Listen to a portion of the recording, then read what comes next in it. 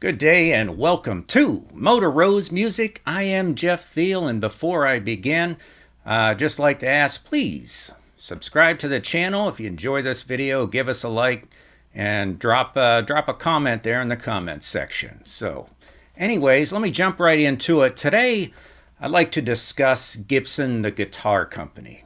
What's wrong, what's right, and what I think they could do to strengthen their brand without sacrificing their heritage. There are videos out there that talk about Gibson, and most that I found can be negative. And this is not going to be a Gibson Pinata video, nor is it going to be a fanboy video. I will try to give my honest thoughts and assessment of Gibson, what I think, what they've done wrong, what they've done right, and what they've done right in the past and what they're currently doing right. Also, I'm going to throw out some ideas, and I doubt very much that Gibson will be listening, but I'll throw them out there into the ether and see if some maybe stick.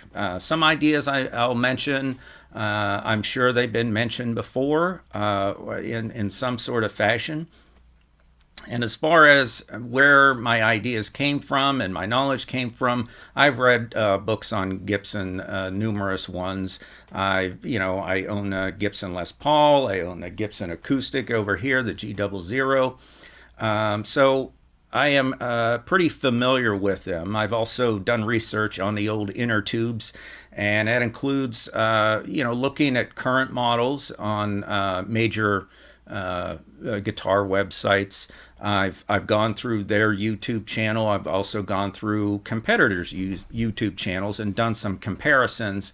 And I'll give you a brief synopsis of what I found. That they can make some changes. So it'll also tell me kind of what Gibson's who their target is, who they're targeting, and who they're selling, and what they're selling. Obviously, they're selling guitars and guitar-related things, but I mean, what is the image, and who are they going for? But first off, Gibson has been around a long time. Orville Gibson started making instruments in 1894 in Kalamazoo, Michigan. He founded the company around 1902. But it was 1936 where they introduced their first electric, the ES, which stands for Electric Spanish. It was in the early 50s when the Les Paul was created. And by the late 50s, when that legend evolved into what we know today.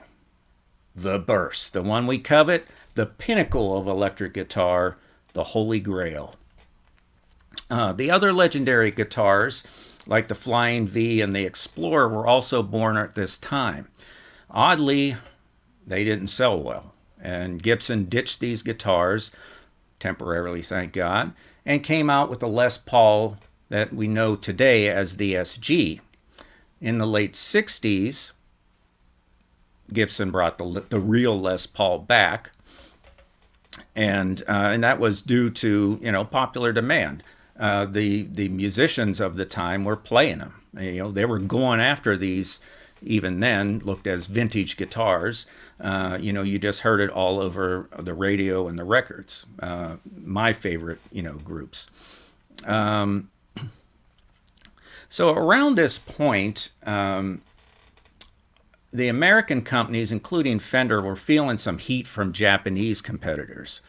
It's getting into the late 60s, early 70s. And like American cars, the guitars were heavy and quality was kind of on the decline. Now, it's not to say that there aren't great guitars of this era. There are. I'm just saying they didn't have that mojo of the OGs, if you will, the originals.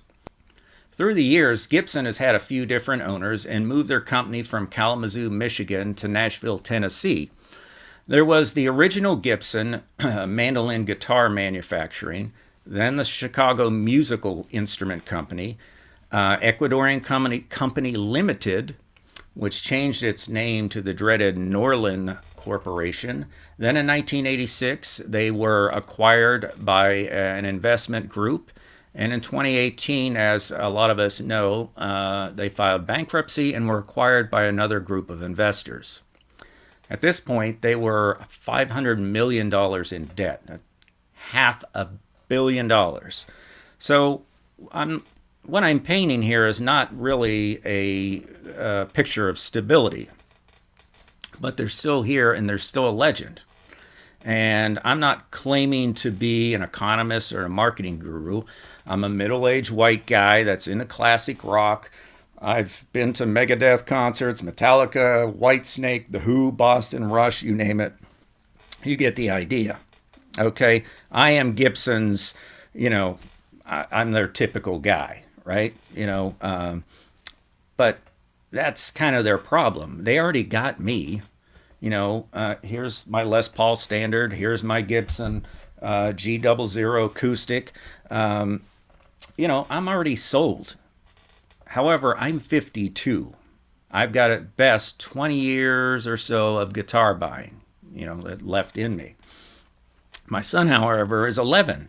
He has years of guitar buying left in him. Sell to him, Gibson. Fender, from what I see, does. They seem to be targeting that demographic. By now, there's been enough videos trashing the Gene Simmons bass video. I'm not going to get deep into that, but it is a great example of them seeming to be a little clueless. How many Slash guitars do we need? All right, Slash is great, but as of this video, he's 56. He's 4 years older than me, and I'm a graybeard. I went to Gibson's YouTube channel and I went through approximately 6 months of their videos. And here are some of the names that I got, and it's almost all the names, from these videos. These were videos that these people were in or the videos were about. Joe Bonamassa, Dave Mustaine was in there twice. Gene Simmons, Alice Cooper, Jerry Cantrell, Slash a few times, B.B. King, Tommy Thayer, who played in Kiss, Rick Nielsen, Jimmy Page, Eddie Vedder, Billy Joe Armstrong, Chuck Berry. Those are all great players, legends, and the predominant word that comes to mind, though, old. They're all old. They're past their prime. Yeah, that's their roots, Gibson's roots. But they're just old, and new kids, young kids, I should say, and young players, they don't know who these people are. They might know a few. Of course, they've probably heard of Slash because there's 24 Slash versions out there. So I read something that during the pandemic, Fender did some research and found that women were 50% of the new guitarists, the guitarists that were buying guitars at that time. This was like a guitar boom during the pandemic. So half of them were women, according to Fender studies. So what I did with this YouTube videos, I went through Gibson's these same videos, and I did a count of how many women were prominent or featured in the videos in the past 6 months. Obviously, as of this taping of this video. All right, and I counted 48 videos. 36 were men, 12 were women. Now, I did not include ones there were a lot of Maestro demos. I didn't count those, because they're just, pedals, and I kind of that was my criteria. If it was a demo of a pedal and the focus was on the pedal, I kind of skipped it. So then I went to Fender, and Fender seems to post a lot more. There were certainly a lot more videos for me to go through. So I just limited it to 40, because by that point, I'd counted 56 videos. And of those 56, 30 were men, 26 were women. That's pretty balanced. It's still not 50-50, but that's pretty good. The majority of guitar buyers are men. That's fact. But, if you need to attract more sales, you need to cater to that demographic. You can't keep ignoring them. If Fender's, their list, I'll list out their names. Well, I'll give you the names I knew. There were three names I recognized: Nile Rodgers, Corey Wong, and there was a video for Green Day. All the others I had never heard of. They were younger, far younger than me, or really young people, and a lot of women that were on there. And it was a total of 17 artists and bands I had never heard of. That tells me something about Fender. They're not focusing on yesterday. They tip the cap. They've got their, they did Jimmy Page Telly, they do Eric Clapton stuff, and SRV, and a bunch of other stuff. But that's not all you see from them. You see a lot of younger faces on their YouTube channel. And it's no surprise that when you go to these festivals and things with all these young bands, they got Fenders strapped around their neck. That about sums up Gibson's, guitar line. It's old. Gibson's new CEO said they were going to be staying true to historic roots. Yeah, they're doing that, and that sounds good. You don't want to forget the great things you've done. But, that can't be all you do, Yes, your American Les Pauls, your SGs, the ES, all those classics need to be grounded in your roots. And you can't, totally just, you got to have the burst. I get that. You can't touch these. I mean, you have to have these in the stable. This is your flagship stuff. Got it. I understand. But you do need to be reaching to the future. You've got to be building. I'm not your future. I'm your past. I'm the guy. You got me. My son and his friends, that's your future. Fender, to my eyes, seems to be more aware of this, and they still have their classics. You can get your Tellys, you can get your Strats just like they made years ago, but they offer the Squires and the Mexican Fenders and different configurations. Fender seems to be coming out with different versions of Fenders, the Mexican, the Squire made ones, and it seems like every week they got something different. Some people don't like it, but seems to be working. That younger generation seems to like that. Plus they got something new to buy. I don't know. I think it's a great idea. They also have Fender Play. They got that great teaching platform that seems to be really popular. And they got a strong focus on female guitarists. I see a lot of it on their YouTube channel. I follow both, and I'm just amazed. It always seems like at least every other video has got females playing guitar on there. They're untapped. There's it's still, guitars, rock and roll is still dominated by men. Now, I know there's people out there that are screaming right now, what about Epiphone? And you're correct. They do have the cheaper versions of the expensive American guitars. However, a lot of those, take this headstock off and put Epiphone on there, and that's what they look like. A lot of them do. They're just a cheaper version of a Sunburst or an SG or whatnot. So it's still kind of the same guitar. It's mostly old man stuff at a cheaper price. There's a slew of amazing burst, heritage cherries, ebonies, and white guitars. Occasionally they throw in a blue and a TV yellow, and that's about it. Now, through my search, there are exceptions. The Epiphone Les Paul Modern, and I'll try to get some pictures up here. They have amazing color choices. Man, those look, it still looks like a Les Paul. I like to see, more of that. Hell, they could maybe put some on the American ones. I don't know. I don't know if they're daring enough to do that.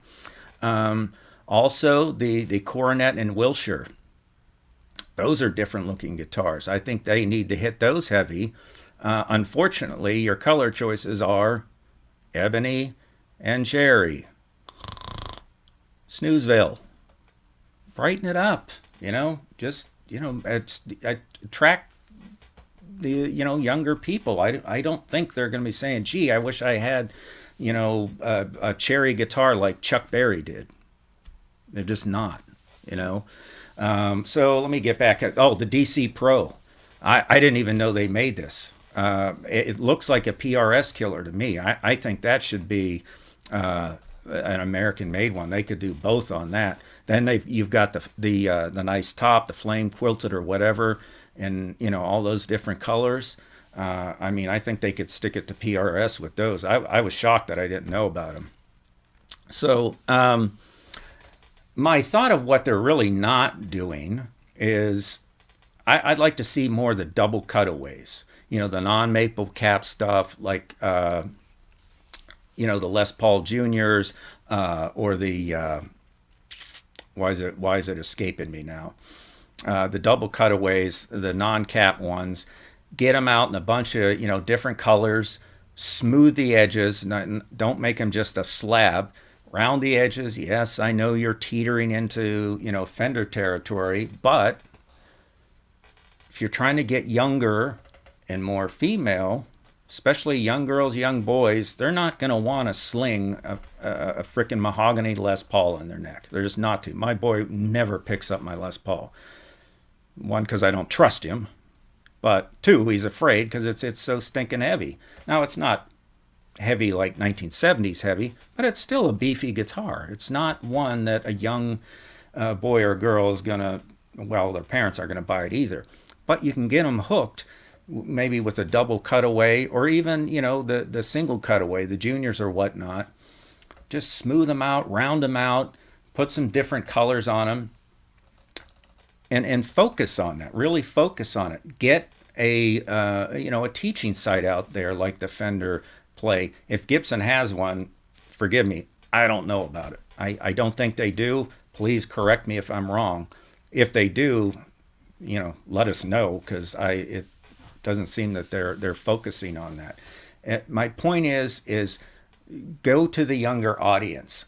Sell them, get them hooked, cradle to grave, to steal something from the old General Motors. Get them on, hook them on the Chevy when they're young, and by the time they get to retirement age, they're buying the Cadillacs, the Les Paul Standards, and that sort of thing. They're buying them their entire life. That's what you got to go to. And you have those guitars. You have the inexpensive ones, but they just look like this. They look like cheaper models of old guy stuff. It's for me if I just want to buy a cheap guitar. Hey, let me get a cheap, Les Paul, and I'm not afraid, to take out somewhere, right? So you got me. I'm part of your roots already. I'm in there. I'll sing your praises till you die. Love my Gibsons. My heroes play Gibsons. But, get my son playing Gibsons. Cater to him. He's your future.